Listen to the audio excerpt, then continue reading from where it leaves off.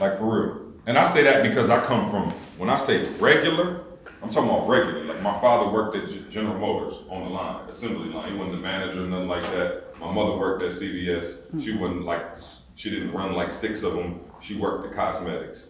So I grew up very blue collar, right? And so what happened was, I thought I was going to the NFL. I'm just be real with y'all. Like I used to be a lot bigger. I was 330 pounds. You seen pictures. Like I was D-tackle. I was the #1 recruit in the state of Michigan. And in my mind, I was going to the NFL, and that was the way I was going to make money, right? Like that was my thing.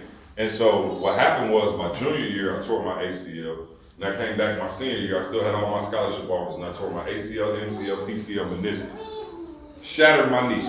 Surgeon said when she opened up my knee, it just looked like spaghetti in there. Like there was no tendons attached to nothing. And so I sat there and I was like, all right, cool. What am I gonna do with my life? You know what I'm saying? Like I'm just like, for real. I'm 18 years old. I didn't know what was going on. I was dating a young lady whose grandfather was working at Michigan State as like a big dog. And I was like, yo, you think your grandfather can help me get into Michigan State? I had 17 on my ACT. I'm talking about regular. I'm talking about, and I took it about 4 times to get that 17. Like you ever had to like take like one on the map, I might have did good, and they was like, okay, piece that one with this one. If we add them all up and combine them and do the bulk average, I had 17. So when I tell you add, I'm just trying to, and I'm trying to like, and that joint was, I came out of it not sure if I got one thing right other than my name. So I'm trying to tell y'all like, listen, I'm literally about to show y'all how I did it, and I don't give this information out a lot because I don't get to talk a lot. But this, I'm telling you how that kid got to several multi-million-dollar companies. Several. So I went to Michigan State, right? And I'll be honest, I got 17 on ACT, but I wasn't dumb. Like I know how to read. I just wasn't applying myself. I was a star in school. So like I walked in and like the whole hallway partied. I was like, you know what I'm saying? My teachers loved me. I go into school, Miss Frank, oh, come on, you know I got you. I get a B. You know what I'm saying? Like I was just, you know, bring her apple, shit good. You know, I had the charm, if you will. But guess what? I got to Michigan State. You got 1,000 people in the class. Ain't no charm in the teacher. Like you, like for real, you just go to class, boom, you take your test, do what you're doing. So I did decent, right? And unfortunately, and I was like locked in, but unfortunately, it's one class that you can't like. You gotta have a previous foundation in order to build on. What class is that? Math. Yeah, you can't just go fake math. Like it's like a level. Like you gotta have like if it's level 11, you gotta know 1 through 10 to start on level 11. On my other stuff was like it was reading, you know, reading and writing and stuff like that. I already know how to do that, and you could sit there and learn that new, right? New information, but that math was different. So we had a class that was called 1825 in Michigan State. And what it was a, I don't even know, like, I don't know how many I went to college, but it was one of those where you don't even get credit for taking it. It was just a prerequisite to get into the regular class that you could get a credit. Y'all not hearing what I'm saying. This class was like, you take this to get into regular math. I know that class. Basic, Okay. like 101. No, not 101. 001. You got to test into, you got to pass this to get into 101. Oh, wow. You ain't make it there yet. It's not real credit. Right? It's not a real credit. So I got into Michigan State, I'm gonna be real, I failed it 3 times. 3 different semesters I went in that joint and I failed it. And so guess what? After the 3rd time I failed, I was like, that's it. I'm out of here. I don't know what to do. So I started taking everything at bowling, basket, I took everything. I'm talking about, I swallowed up the whole curriculum at MSU besides the math. But unfortunately, there were classes in my major that you had to pass in order to, it was a prerequisite. So now I'm like stuck. I've literally taken all the electives. I have every other class that does not require math. Everything is knocked out. And I remember I went into my counselor office and he sat me down and he was like, let's take a look at your stuff. And he was like, man, you're doing decent. Like I had like a 2.8 or something like that. And I was putting, you know, my best foot forward. I'm the first one in my family to go to college, literally the first one. When I say first one, I mean like nobody even went to community college. Like we are factory workers. And so I'm in there and my man looks at all my transcripts and he goes, well, you're not doing too bad. I see, you know, it's just this math thing. He's like, I said, bro, you could look at it. Bro, I tried, I failed it 3 times. And he was like, yeah, that's crazy. You didn't. You're doing well in your other classes. It's like, man, you know, normally I wouldn't just say this, but, you know, maybe, have you ever considered the fact that you have a learning disability? Learning disability? What? You trying to tell me I got a learning disability because I'm black? He was like, no, you failed it 3 times and it ain't that hard. So I was like, that's fair. Sorry about that. So he said, well, let's just get you tested to see. So I was like, all right, I don't got nothing to lose. Like, thought about my mom working at CVS, and my mom and dad with the sweatshirts on. My kid goes to Michigan State. Everybody asking when I'm graduating. I remember I left out of there and they sent me to this office and I took some test or whatever, where they ask you a bunch of questions and you fill out a bunch of stuff. And I remember it was crazy because when I got the results back, like I was living on solo, I was grown, right? It's like I got the results back in the mail, and I'm gonna be real, Steve, I didn't know if I wanted it to say, like, oh, you gotta learn, because I didn't know what happened. Like, they never went through the protocol. I thought, like, man, I learned this, but I just bypassed that. Like, oh, don't worry about that, you good. I didn't know what it was. I didn't know. So I was like, in my mind, I was so confused because I was like, do I want it to say that I got a learning disability? Maybe they just slide me, or do I want it to say that I don't? That way I know, nothing's going on and I can just knock it out. So I got it back and it was like, hey, everything came back clean, big dog. And so I asked my counselor, he was like, ain't no other way, you gotta take it. So mind you, I'm probably about 22, 23 at this point. So I'm telling you now, I go in with a whole new spirit. Do you understand me? I come in, I'm not playing this time. I went and got the TI-83. Anybody know what Calculator. that is? Calculator. Texas calculator. Let me tell you something. Texas I never insurance. got it because I didn't know what the buttons meant anyway. So I just had the they give you at the credit union. You get this pop up slow. Yeah. Old school. 8 numbers on it, you just boom. Because I didn't know what none of, but this time I was serious. I had a job. I went and got the TI-83 Texas Instrument. I'm ready to go. I got my book early. I sat in the front of the class. When I said in front of the class, listen what I'm telling y'all. I sat smack dead in the front of the class like these. And I had my notebook ready to go and I was like, see, this is it, bro. Do your thing, like fully committed. If it don't work this time, you can live with yourself. Like for real, no games. Get your calculator, get your notebook, get everything ready. Now, sitting at the classroom about this size. I'm at the front, I'm like, let's go. My man like X plus, whoa. I stopped the whole class, whoa. My man was like, I didn't even write anything, I just wrote X. I said, bro, we in math, that's numbers, you doing letters. Well, what we doing? Algebra. He was like, oh, these are variables. I said, I need you to start with that. Don't level zero me out. He was like, okay. Now he was nervous because he was about 19. They don't let you teach like this, okay, so if you go to a huge college, they don't let, they're not about to pay you $150,000 to teach this class. They got my man teaching, he about 19, I'm 23. I'm telling little man, you better slow down. So we got done with the class. I noticed his office hours was during the time I had to work. So I told him, hey, your office hours don't work for me, big dog. And he was like, well, these are the only office hours I got, man. I was like, you better figure something out. He was like, can you do Saturday mornings? I was like, yes, I can. He was like, bet, I can come in Saturday morning, I'll help you out. So I go in Saturday morning, boom, we working. I'm talking about every Saturday morning. Got the first test coming up. Now, if anybody knows math like I do, they don't give you partial credit because they can see where you was going.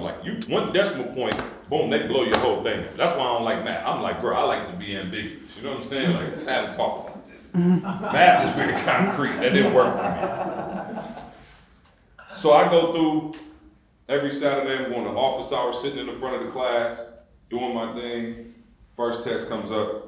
And I'm gonna be real, I've never been a scholar, but if you ever been in a position where you feel like you know the test, I was kind of rolling through that joint man, this feels like I'm, kind of know what's going on. So the crazy thing was, I took the test, I was the first one done, was scared. I was like, ooh, is that a good or a bad thing that you know what I'm saying? But I was the first one done. Anyway, we had class every day, so they grade the test, and then the next day you come back and give you results, right? And so it was crazy because we got the results the next day, and I felt pretty good about it. I feel like I did my thing. But I just know if I got like a couple decimal points, like I said, you could fail the whole thing. So my man came back and he was handing everybody their test back. He graded them overnight, he handed them back. Now, if anybody else was like a C or below student in school, okay, cool. So I'm talking to y'all. The rest of them, they're not I was gonna a get this. student. But for those of us who were C and below students, there's a certain way your teacher passed your test back based on the grades you got. So they might be like, Captain, and you know Kev killed it. When they gave me my joint, it was always tough. Bro, this was like, I was like, that's and it was a general understanding between you and your age. You'd be like, oh, I know exactly what that means. It's just a different presentation of, you feel me? It's a different presentation of the test. Well, I was hurt because he passed the test back and he tucked me. And I knew the tuck feeling from high school.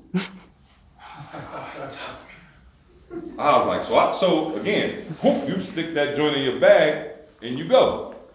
And I remember I got back home and I was like, I promise you, this is it. Like, if I fail this time, like I'm just gonna have to go get me a gig. Like I'm not tripping, whatever it is. I go to the factory, I do whatever I gotta do. Boom, I opened it up. I got a 99 on that joint. Woo! Yes, sir. Yes. The first thing I want to tell you is there's nothing wrong with you, but you do gotta go all in. I was the same person. Matter of fact, I had more time when I was younger, and I could have done that the first time I didn't pass that class, the very first time I took it. I didn't get a new brain, I didn't get any smarter. Matter of fact, I had less time. I had a job, I had a girlfriend, I had all kind of stuff going on. The third, fourth time I took it. The first time I took it, I had nothing going on. I could have done it that first time, but I wasn't fully committed. I thought I was. They tell you go knock 100 doors. You knock 47. They tell you you're supposed to follow up with a client. You kind of follow up. You hit them and they don't answer, I call them. What does all in look like for you? Write that down. What does all in look like for me? What does all in look like for me? I'm getting ready to show y'all. This is how we blew up. I went all in. So that same concept that I used in that math class, that's the exact same concept I used to start these businesses. Every single day, I'm not playing. I go all in business. I go all in my marriage. I go all in with my kids. And my life is what it is today because of that. The next thing I need you to do is I need you, and Eve alluded to it, I need you to find your gift. Inside the niche, what's your gift? I'll give y'all one example, and I promise you I'm gonna shut up in a minute then, because I know you got stuff to get to. So now, I got this concept of going all in, right? And it works. I literally set up my entire life based off that principle I just taught y'all. So now, I gotta find inside this, what's my actual gift? Because we all got different gifts, right? Some of us are better communicators, some whatever. So let me show you how, when I, A, went all in, and then B, found my gift. So I was working at this phone bank. Anybody ever worked at a phone where you call and, no, it's a tough job, right? Call center? Call center. Yeah. So here was the problem with this particular call center. I was at Michigan State. Here's the problem. Our job was to call alumni and ask for donations. The problem is most alumni still got student loans. So the first response is always like, I've already made donations, I'm paying my, So it wasn't the easiest job in the world, right? So I go in there and my boy, it was one of those jobs where literally you just walk in the door, start today, whatever, right? So I got in there and they gave us a script. And it was and again, it was verbatim. Hello, my name, you write your name. My name is Carlos Quinn. I am calling from Michigan State University. How are you today? I'm doing good. How would you like to, and it was a script like that, right? And I remember I got in there and they were just read the script and go, you're good. So I did the whole thing, gave the whole script. The end of the week, I started on Monday, the end of the week, 0 cents. 0. I did not get one donation. I mean, literally 0. And I remember being ooh, this is hard, right? I was man, I got 0. I'm looking at people. And now here's what hit me. At the end of I didn't know they did this in my first week. On Friday afternoon, what they do is they roll out this huge leaderboard. Right, there you go. Right there. Okay, my point. And they had, bro, it was like 100 people working there. At the very bottom of that list was my name. And they used my government, they didn't say CJ, they said Carlos Quinney. Now mind you, my dad named Carlos Quinney too. So I was like, oh, I'm disgraced to my entire family.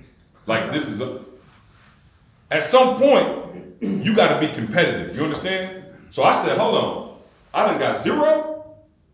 That's not even in my DNA. Like for real, like we may not be the smartest and the richest and all of that, but we hard working and there's no way I'm coming in last. So I came in Monday morning, different vibe. Now, again, I'm not mad at y'all script, but I gotta go with my gift. So instead of calling and saying, hey, this is, let me tell you something, Finesse King. I called them jokers, I'd be like, hey, because we see what year they graduated. So I remember first Monday morning, came in, boom, saw my man graduate in 79. Said, hey, how you doing? He said, I'm good, how you doing? I said, did you go to Michigan State? You know, we were very prideful about our university. Oh, well, yes, I did. I said, were you there in 79 when Magic won? I know he was there when Magic won the championship. Oh, yes. I had season tickets. Me and my man on the phone for about 45 minutes. I ain't said, he don't know where I'm calling from, nothing. And he said, finally after 45 minutes, he said, well, you're probably not just calling to shoot the shit about the Spartans, are you?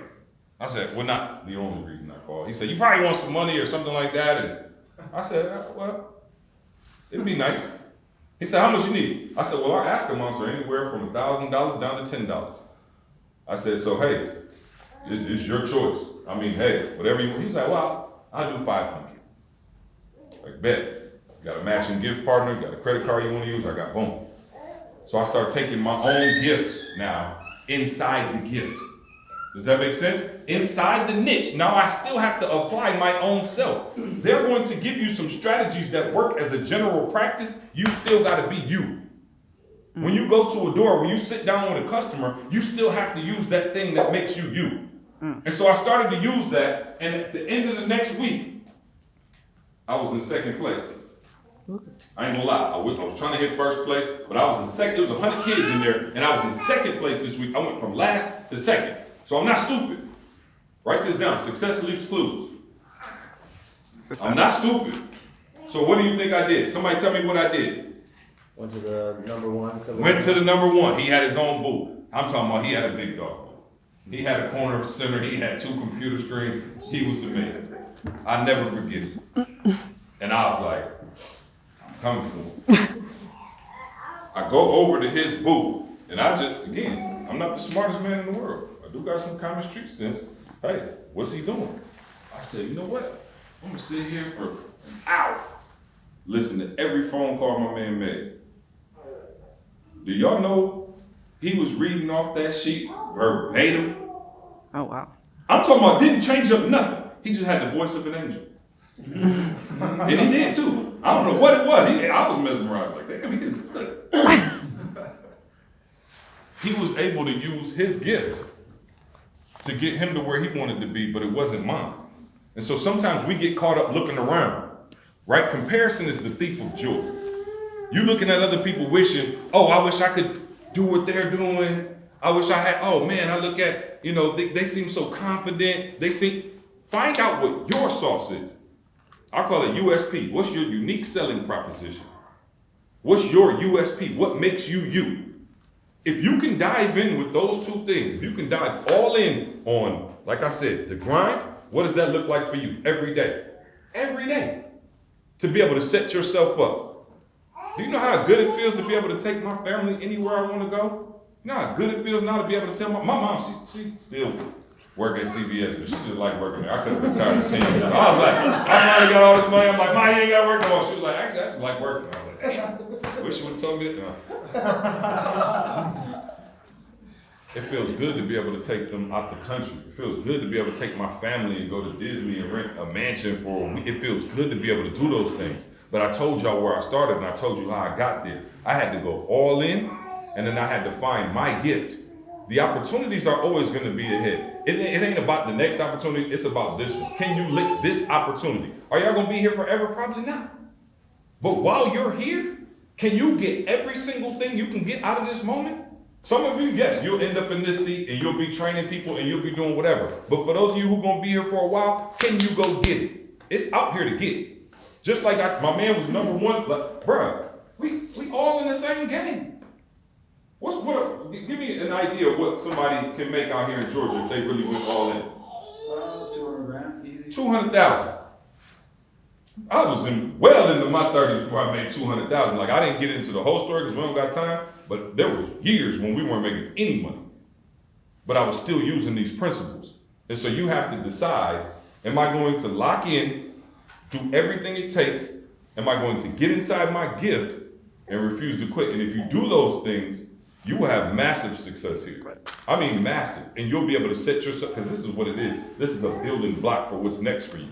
But guess what? If you don't take advantage of this one, and you're on level 1, if you don't get to level 3, you don't get to advance to, just like I did. With math, I had to go back to the basics and start over. And so if you're here and you want to start, build here, and then leverage yourself into that next opportunity. But don't sit here and go, oh man, you know what? I could have said, oh man, this job sucks. Or I don't even want to be, like, man, you can't even make any money here. I turned myself into one of the top salesmen in the whole company that whole summer.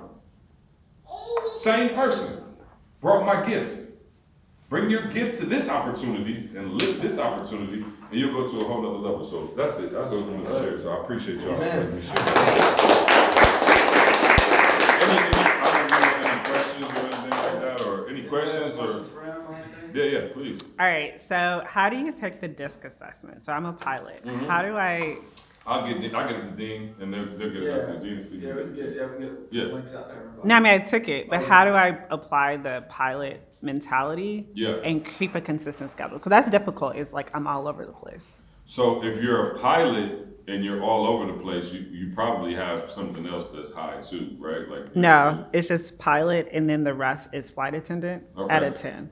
And how is that, a 10? Yeah, so the pilot's 80, Uh-huh. the flight attendant's 10, and then everything else is like Even lower Zero, than that? yeah. Also, you're a super high pilot. So the thing with the pilot is you're a decision maker and you're a go-getter. But if you're not on task, then it's gonna end up being all over the place. It's a mess. and right? it's hard for me to get on task. Yeah, so you need to, so this is the beauty of it, right? I say all the time, Shaq was sweet, right? Like Shaquille O'Neal, he was a beast. 2 Shaqs on one team ain't necessarily sweet. So what I found out, and what the DISC assessment allows you to do, is it allows you to say, okay, here are my strengths. What are my weaknesses? One of our weaknesses, because I'm a pilot too, is organization. Yeah. Mess. So what do you do if you're low on organization? It's so funny. Like, here's an example, right? So I found me and E hooked up, and both of us talk, extroverts. We all over, we running campus, we doing our thing. And I'm like, man, we need to add somebody else to this team. And we had this really nerdy, little scrawny dude with glasses and allergies named Carl, who would like follow us around everywhere. I'm just being real. And my man would be on his computer like this. I was with Carl the whole summer. He never said a word to me. He was like this all summer. I didn't even know what he was doing. And I was telling E, like, man, once we add a third member to this team, we're gonna be so sweet.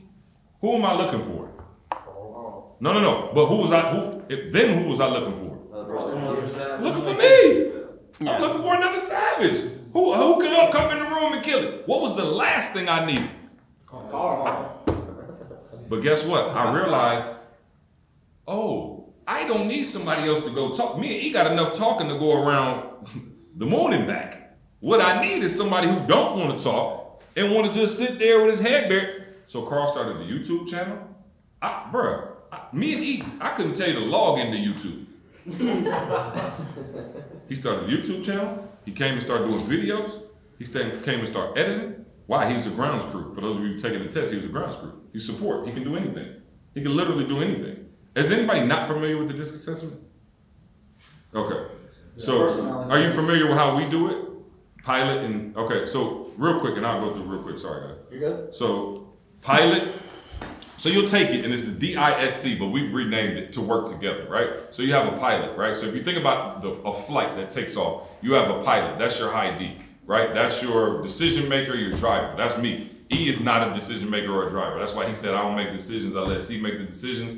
I'm the one who's like, you know, everybody be like, want to go out to eat? And I don't know. I'm the one who's like already at your house eating. You know what I'm saying? Like I don't play that. Like I know what I want and I go. Your I is Eric Thomas. E is our resident I, and our I is the code name is flight attendant, right? If you think about what is a pilot's job on the plane? To make decision, fly the bay. Has a pilot ever went and got you something to drink? Would you like any snacks? Would you like your pillow fluff? Would you like your I is the person who wants to, hey guys, how about we plan a happy birthday party and a happy hour and everything else that's sugar and spice, right? That's your I. Your flight attendant their job is to keep the team morale, right? I crushed team morale in my company. Horrible. They banned me from staff meetings for quite a while because I was a terror. E was the one who's gonna make sure everybody's got, hey, happy birthday. Oh, such and such, grandfather passed. Send them some flowers. Like, we need that, right? Like, you need that to make a comfortable flight experience. Like, a flight would suck if you didn't have a flight attendant. So then next you have your S, which is support, which we call grounds crew. If you think about a grounds crew at the airport, what do? Get the bags, load the food on, bring people in. They got a whole bunch they can pretty much do it all, right? I don't care how sweet your flight was, the pilot got you there, the flight attendant was nice as heck. If you get to the city and your bags are there, it's a terrible flight. Your bags are, they won't be there for 3 days, whatever. Your last one, which is super important, is air traffic control. And air traffic control is your C. That's the person who's super calculated, which is gonna be tough for you because you're a high pilot. Air traffic control is one of the most frustrating things for me, but I had to learn the value of it because it seems like it slows everything down. That's the person who's like, wait, did we get the contract in? Did you dot the I? Did you cross the T? What time is the meeting? Okay, we have a meeting. We're gonna meet from 3:47 to 3:49. I'm like, damn, like just like that. Like my sister she's also my assistant, but she is, like we go on vacation and she's like the one who sends out a Google itinerary. I don't even know how to open none of that stuff. And she sends out like a sheet, like we wake up, breakfast is at 7:47, we're out the door by 8:05, you know what I mean? Like that's her. Here's the crazy thing though, and E said it, and I was like, man, that kind of, it hurt, and you didn't want to think about it like that. But Kobe Bryant died because somebody wasn't listening to air traffic control. And so as a pilot, my man was like, look, I got Kobe in here, bump if it's foggy. They told him not to fly. I'm just being real. They told the pilot, like, this ain't a good time to go. And what the pilot do? Nobody got time. Man, I got Kobe. Man, we got to get to it. Hold on. Straight into the mountain. And so in our gifts, in our pilot, you see how everybody has to work together. And that's why we named it the flight assessment, because without any of those elements, the ride is not going to be smooth. And so, again, as you value your gifts, you should also, that's a good idea to know exactly what your gifts are, right? And how it relates to this personality type. So if you guys have never taken it, I will have it sent over and you can look at it, and then we'll help you break down what it means and how to operate at your highest level inside of that. Does that help? Sorry. Yeah, if any of y'all want to take the test, just text me. I'll get you the link. Anything else? Why is that valuable for people to take that DISC assessment? Because it helps them what with other people? Yeah, so it helps, to me, it helped with just communication as a squad, right? Like I used to be, before I knew the assessment, I would be like, yo, I asked you for this a while ago, what could possibly be taking so long? And it's like, they're like, because I have to read it? And I'm like, you know what I mean? It's like, I'm like yelling at my lawyer, because I'm like, but she's a C, so she has to look through and make sure everything is good. She got to comb through it twice. She wants to send it to her colleague and make sure, you know what I mean? Yeah. But what I didn't understand before that was, oh, she's not trying to purposely hamstring me by being slow. She actually, that's her process. And so if you want something done quicker, you need to give it to her sooner.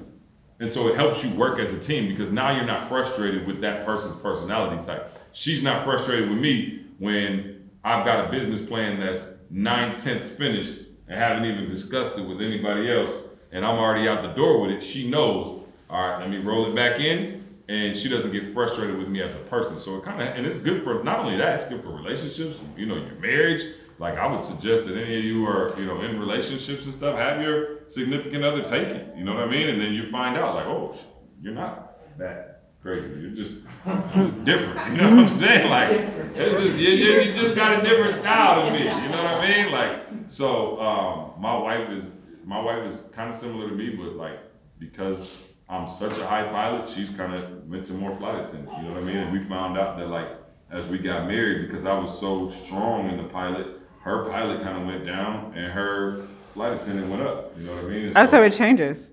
Oh, absolutely. I didn't know that. Oh, Okay. absolutely, it can change. Absolutely, it can change. I mean, think about life. You have major life changes, right? Marriage, kids, you know, things like that. It changes your perspective. I'd like to think that my flight attendant has gone up, although when I take the test, it just is.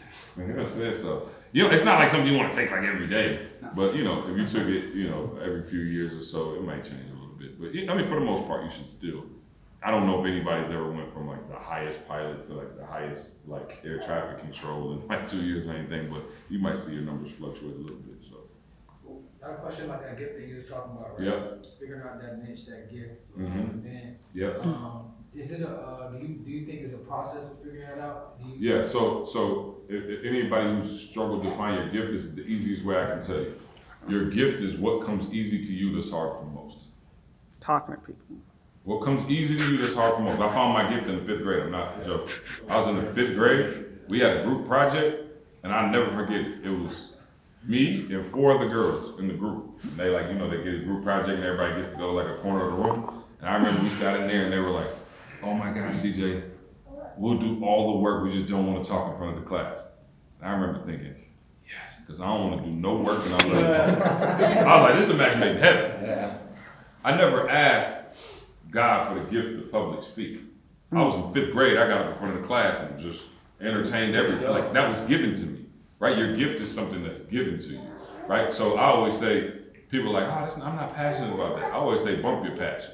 Go with your gift. Your passion is how you broke. Like you see people on American Idol and they're like, oh, I wanted to sing. It's like, boo, I know you're passionate about that. Ain't your gift. You know what I'm saying? Like you probably got some other gifts that you might be able to draw real well. Singing is not it, but they want to be able to sing, right? So I didn't choose the gift. The gift chose me, and so my job is to honor that because I do believe that God gave me that gift. And it's so funny. I said it on the podcast a little while ago, but I was like, man, it's crazy. Imagine what a disservice you do to God when you don't use your gift. And I said, man, you're hypocritical because most of us, y'all don't have, anybody got, y'all obviously have a kid and y'all got a baby. Nobody got, you got an old enough kid. I buy my kids toys. Like my son last year, he was like, oh, I want the Oculus and da da da. Man, that Oculus Expensive. was underneath the couch, broke, buried in 2 days. And I was mad at him. Why? Because I gave that to him as a gift. And now you don't even know, you're not even taking care of it. So imagine how God feels when he gives us a gift and we just throw it up under the couch. And he like, yo, I gave you the gift to be able to, and so that's why every day I try to wake up and honor God by using my gift, which is teaching, educating, speaking, leading, and all of those things. So yeah, your gift is what comes easy to you that's hard for most. Like there are people, you ever seen somebody just sit down and they just like draw or something and you're like, fam, I don't know if y'all know Toby, we got a hip hop artist and he's in Ghana right now. But he's like one of the top hip hop artists in the world. I was with this kid, this is a true story. So I was with this kid, man, maybe 10 years ago now, and we sat in the car. And anybody ever like play around, you just freestyle or something like that? Anyway, I was in the car. That's how we open the meeting. Beautiful. There you go. Well, imagine I'm in the car with this kid, right? And I did my freestyle, it was trash. And then he just started freestyling, and I was like, yo, this is incredible. And he was like, what you mean? And he was like, I was like, I didn't know you rap. He was like, I don't. And I was like, you don't rap? He was like, no, I never rap. I was just playing around. And I was like, you mean to tell me you rap like that and never actually even tried? He was like, yeah. So because I was already a little further along, I was like, yo, that's your gift. So imagine if we actually honored that gift and honed it. So I started paying him $1,500 a month. So don't focus on nothing but rap. The kid was in an apartment with no lights on, no nothing, and he's one of the top international artists. We did a deal. We just did a record with Pharrell. We did a record with 2 Chainz, CeeLo. We're gonna be on what's the Jimmy Fallon on the 20th. Yeah. Touring worldwide. Did deals with Apple. Did a deal with Beyonce last year. I mean, and this is all from being in the car, finding out he had a gift, going all in the gift like I talked about before, and that's where the magic happens. You know what I mean? Like that's really where the magic happens. What did that teach you? As a leader, Yeah. it taught me to look for like so that's one of my gifts is also helping people develop what their gift is, right? And so it taught me that one, the system works, right? Because I said this the other day, like, man, if it would have just been like me and E, I wouldn't have felt as comfortable teaching what I teach because like maybe you got lucky, right? Lightning does strike sometimes. We've hit lightning like 100 times now. You know what I mean? Like in the same spot. I mean, all the way into a different industry. Like Toby got nominated for a Grammy this year. Motivational speaking, personal development has nothing to do with music. And Toby got nominated for a Grammy, and we'll see if he wins the Grammy for Best New Artist. We'll see if he wins. But it told me that the system works if you work it. Inky Johnson, I don't know how many of y'all know Inky. Oh, yeah. Same training. Yeah. Jeremy, Jamal King, everybody came under this umbrella, used this exact same system, whatever industry they're in, and blew up. And so it showed me that we weren't getting lucky. Like this thing actually works. If we're part of the team, could we have a discount on the coaching, the personal coaching? So we have coaching throughout the program, but I'm sure, yes, we can get you. Yeah, we can get you coaching for sure. We have tons For of the coaches disc in our- assessment. in our community. Yeah, absolutely. Yeah. Yeah, we can make that happen. We have tons of coaches across the country who are very, very well equipped to help people with their disc assessment and stuff like that, and be able to do sessions. So for sure. Anything else from me? I think all of us can just let that soak in for the rest of the day. Okay. Can I take a picture of everybody together? Yeah, we can do a picture if you want. Sure. All right. So y'all want to go? Picture? Yeah, class picture, guys. All right, y'all.